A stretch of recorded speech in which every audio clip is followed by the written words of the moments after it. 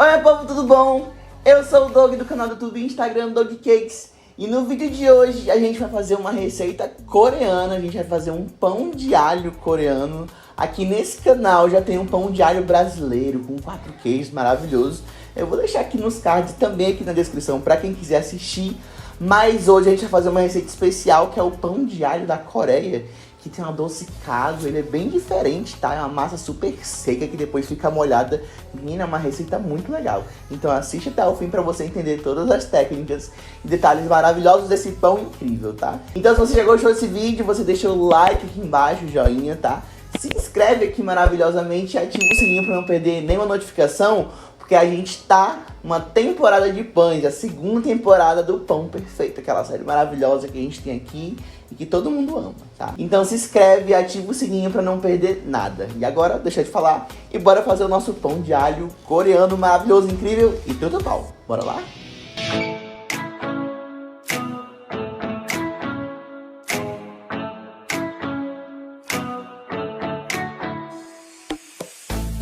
Para começar o pão de alho, a gente vai fazer uma esponja, tá? Nessa esponja a gente vai colocar 100 ml de água, juntamente com 2 colheres de chá de fermento biológico seco e 1 colher de sopa de mel. Aí eu mexo muito bem esses ingredientes aí, acrescento 100 gramas de farinha de trigo, mexo novamente, cubro com um paninho e eu deixo aqui até essa mistura triplicar de tamanho. Lembrando que, como vocês já sabem, depende do lugar onde você mora, tá? A esponja, gente, geralmente ela é usada para pães doces. Só que no caso desse pão, ela acaba sendo importante porque é um pão de baixa fermentação, não vai muito fermento, né? E também é um pão que tem um problema, assim, como não tem gordura, você vai ver que não tem gordura nesse pão, então ele sofre mais para atingir o ponto do glúten, que é tão importante. Então por isso é importante fazer a esponja, para o fermento ter um alto poder aí de trabalho dele. E minha iluminação caiu, como sempre, novidade. Enquanto a sua esponja triplica de tamanho, a gente vai pegar uma bacia bem grande, tá? No caso aqui eu tô pegando o bowl da minha batedeira, porque eu vou bater na batedeira massa de pão. Mas se você não tiver batedeira ou não quiser bater, é só colocar numa bacia bem grande para você misturar com a mão. Na bacia você vai colocar 500 gramas de farinha de trigo, juntamente com 20 gramas de açúcar, tá? Que dá mais ou menos 1 colher de sopa mais 1 colher de chá. Vai colocar também 2 colheres de chá de sal e também 20 gramas de leite em pó.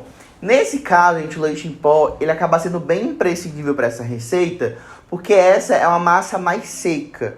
A gente depois vai fazer uma caldinha de alho para molhar esse pão. E aí, se esse pão tiver algum tipo de umidade, ele não absorve muito bem. Então, por isso que a gente corta todo tipo de gordura e coloca o leite em pó. O leite em pó, ele vai dar maciez sem necessariamente dar umidade pro pão, tá certo? Então é importante usar o leite em pó nessa receita sim. Aí eu misturo tudo isso aqui muito bem, tá? Pode ser com colher de pau, tranquilamente. E eu abro como se fosse aquele buraquinho no meio da areia da praia, tá?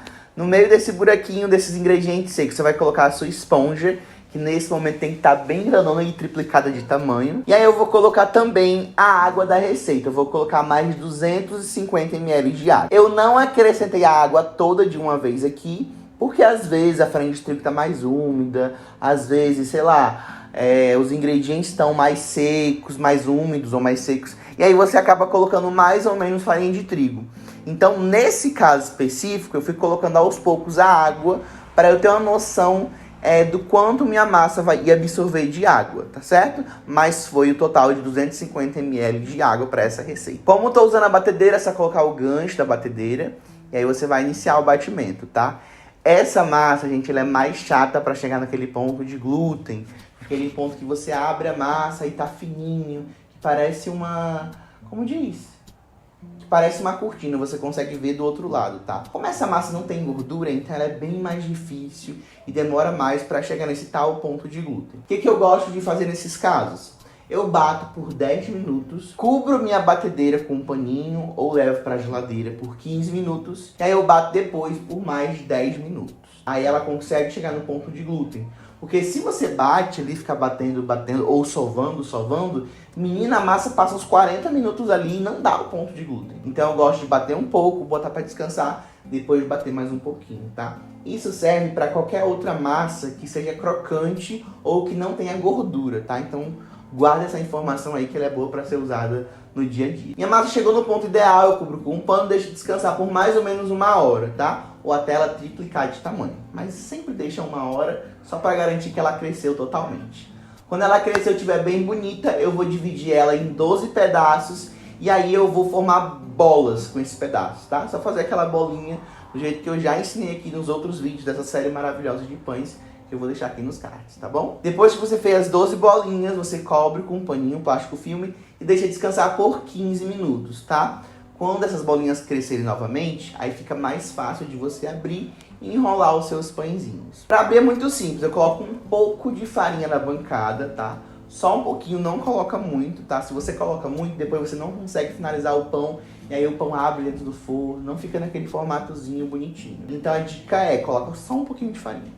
Pega a sua bolinha, coloca onde você colocou a farinha, abre com o rolo, pode ser com a ponta dos dedos mesmo, e aí você vai vir enrolando com calma, dobrando as pontinhas do pão, tá? Pra finalizar, ficar bem bonitinho.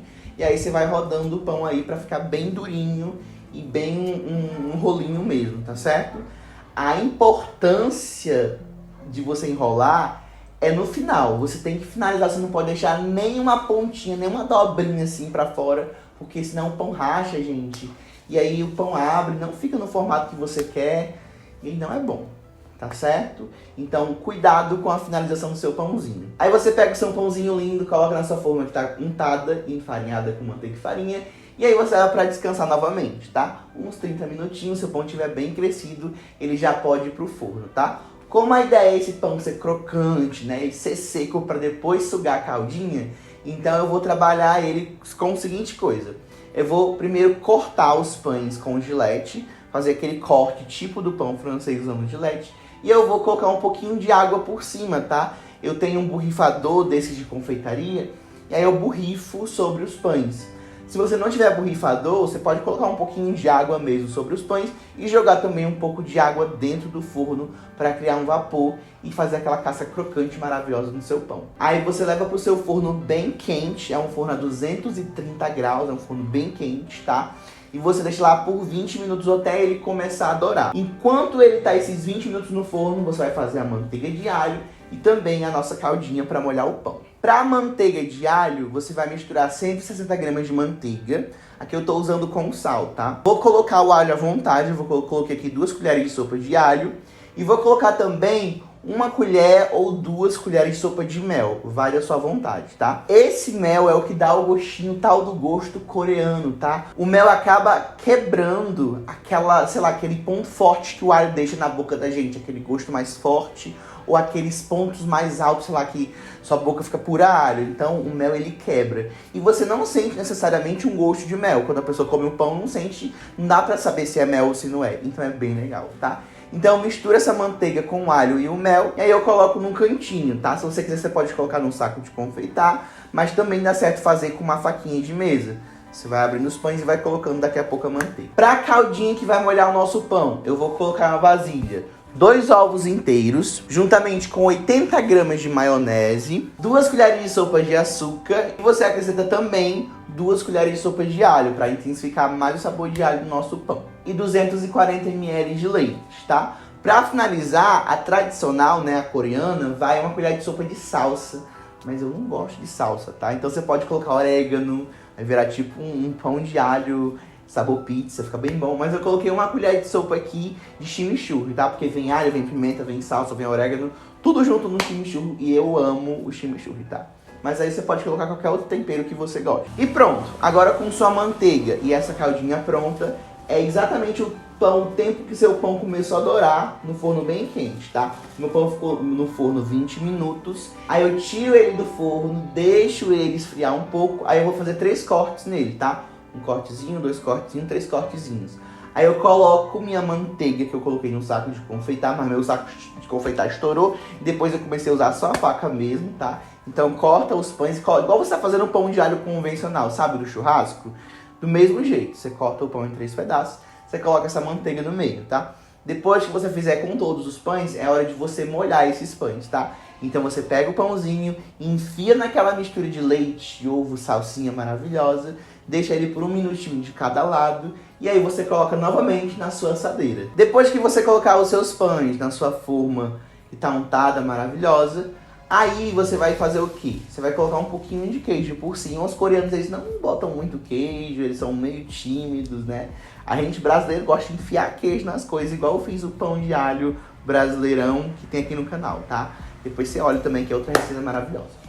Aí você coloca um pouquinho de queijo por cima e você leva pro forno por mais ou menos uns 15 minutos em 180 graus, tá certo? E aí, gente, você vai ter um pão, em primeiro lugar que sua casa inteira vai ficar cheirando a pão, né? Cheirando a pão de alho, que é maravilhoso. E aí depois, o pão ele sai úmido, sabe? Aquela caldinha que você fez, o pão suga, não fica o pão duro, fica muito bom. E eu adorei adocicado, porque geralmente os coreanos gostam muito de coisa muito adocicada. Só que nesse caso não é muito adocicado. E é muito bom, muito gostoso, muito maravilhoso, tá? Se você gostou, tá gostando dessa série de pães, não se esquece de se inscrever aqui no canal, ativar o sininho, mandar pra todo mundo e aproveita e comenta aqui embaixo qual outro vídeo de receita de pão que eu posso fazer aqui pra essa série maravilhosa, tá? Um beijo pra todo mundo, espero que vocês tenham amado essa receita como eu amei e até o nosso próximo vídeo. Tchau!